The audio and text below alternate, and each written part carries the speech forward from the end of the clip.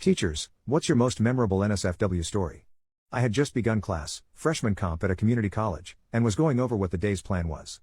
A student walked in a few minutes late, sat down, and pulled out his computer.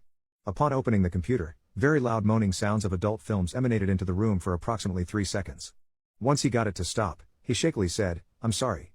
I stood at the podium and said and a couple of times and then, "Give me just a minute, guys."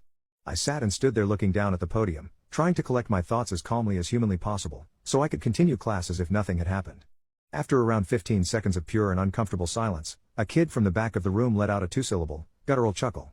I lowered my head to behind the podium with my hand still clasping onto it above my head as I bent over and lost my crap. I laughed hysterically and uncontrollably for at least 30 to 45 seconds, emulating Stewie's ridiculous laugh from that episode of Family Guy but with far more wheezing and high-pitched squealing. The entire class started laughing with me as soon as I started. After I finally collected myself, I apologized to everyone and said I was sorry, and that I had tried so hard to remain composed.